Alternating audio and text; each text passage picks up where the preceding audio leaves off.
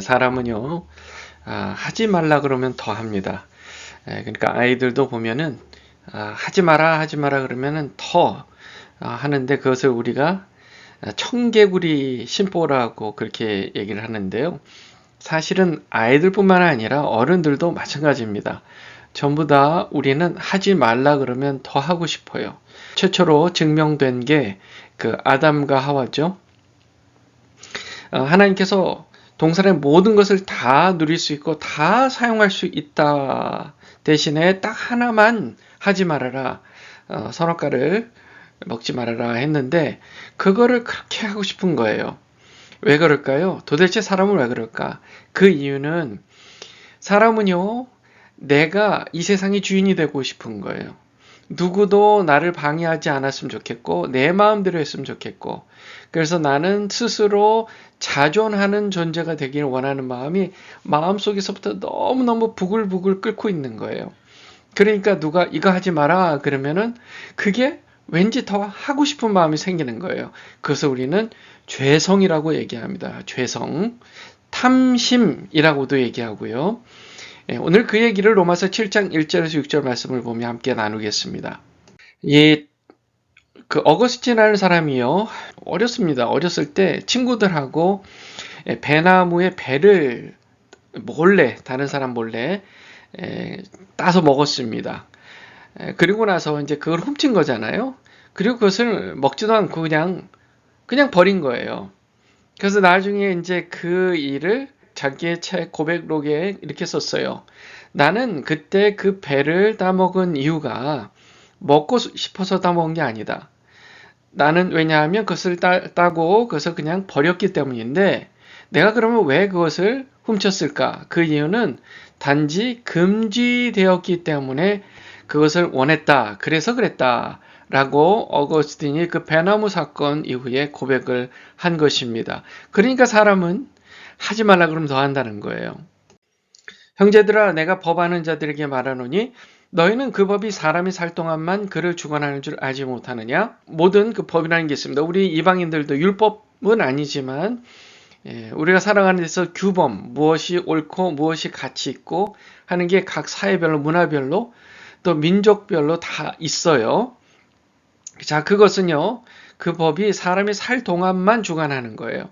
그 사람이 죽으면 그런 법은 아무 소용이 없어지는 겁니다. 2절에 남편이 있는 여인이 그 남편 생전에는 법으로 그에게 매인받으나 만약 그 남편이 죽으면 남편의 법에서 벗어나느니라. 그렇죠. 남편이 있는 여인이 그 남편이 생전의 법으로 그 남편의 아내로서의 관계가 있으니까 남편의 법 안에 거한단 말이에요. 그런데 그 남편이 세상을 떠나면 거기서 자유롭게 돼서 다른 남자에게 갈 수 있다는 거예요. 그래서 3절에 이렇게 얘기합니다. 그러므로 만일 그 남편 생전에 다른 남자에게 가면 음녀라. 그러나 만일 남편이 죽으면 그 법에서 자유롭게 되나니 다른 남자에게 갈지라. 너 음녀가 되지 아니하느니라. 그렇죠? 남편이 살아있는 동안에만 아내로서의 그 책무가 있죠. 법이라는 게 있습니다. 그런데 남편이 죽으면 이제는 자유롭게 그 법에서 해방돼서 다른 남자에게 가도 거기서 음녀가 되지 않는다라는 거예요. 그러므로 내 형제들아 너희도 그리스도의 몸으로 말미암아 율법에 대하여 죽임을 당하였으니 이는 다르니 곧 죽은 자 가운데서 살아나신 이에게 가서 우리가 하나님을 위하여 열매를 맺게 하려 함이라. 그러니까 그러므로라는 말은 앞의 내용과 연결돼서 이제 그 결과로라는 얘기잖아요. 앞에 뭐라 그랬습니까? 법은 그 사람이 살아있는 동안에만 적용이 되는 거 아니냐. 그러므로 내 형제들아 지금 이 얘기를 누가 하고 있는 거예요? 형제들에게. 자기와 함께 예수 믿고 구원받은 사람들, 특별히 로마에 있는 사람들, 그러나 아직도 유대인으로서 혹시 율법이 우리의 삶에 영향을 주고 있는 건 아닐까? 그걸 잘 지켜야 되는 건 아닐까라고 믿고 있는 형제들을 특별히 얘기하는데요. 우리에게도 적용이 되는 거예요. 우리 이방인에게도 법이라는 게 있습니다. 예수 믿고 나서 그 법에서 다 완전히 해방되는 거예요. 이렇게 얘기하면 너희도 그리스도의 몸으로 말미암아 율법에 대하여 죽임을 당했다. 그러니까 원래 그 법들이요, 예수 그리스도의 몸으로 말미암아 내가 완전히 자유롭게 됐다.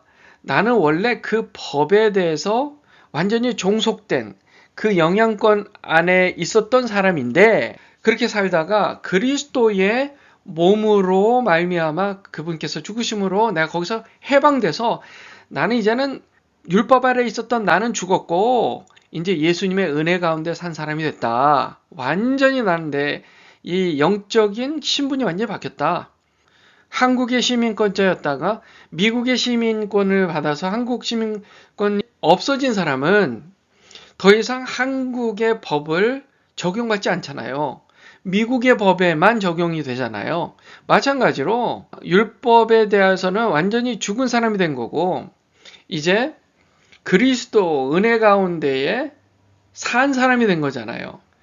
그 목적이 뭐라는 거예요?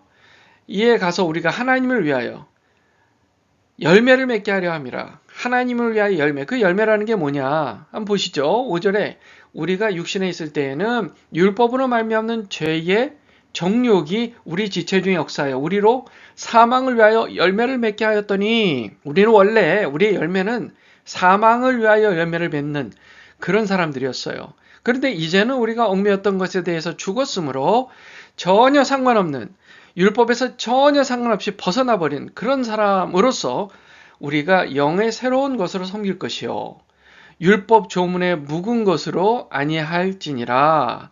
5절 말씀에 보면 율법으로 말미암는 죄의 정욕이라는 말이 나오는데, 우리가 그 율법에서 얘기하는 이거 하지 마라, 저거 하지 마라, 이거 하면 잘못된 거다, 저거 하면 잘못된 거다, 이런 얘기를 들으면 우리의 마음은 그거를 더 하고 싶어지는 거예요. 죄의 정욕이 더 생기는 거예요. 탐심이 생겨서 그것을 더 범하고 싶어지는 거예요. 그런데 더 이상 이거 하지 마라, 저거 하지 마라 이랬던 율법에서 이제 완전히 벗어나서요, 우리가 영의 새로운 것으로 섬기는데, 그게 뭐냐 하면 사랑입니다. 너희는 너희 마음과 목숨과 뜻을 다해서 주 여호와 하나님을 사랑하라. 내 이웃을 내 몸같이 사랑하라. 하지 마라가 아니라 해라예요. 아이들을 교육할 때도 이거 하지 마라, 저거 하지 마라 그러면 아이들은 그것을 더 하는데, 이거 해, 저거 해 하면 그것을 완전히 하지 말라는 것에서 완전히 벗어나고 해방되는 거잖아요.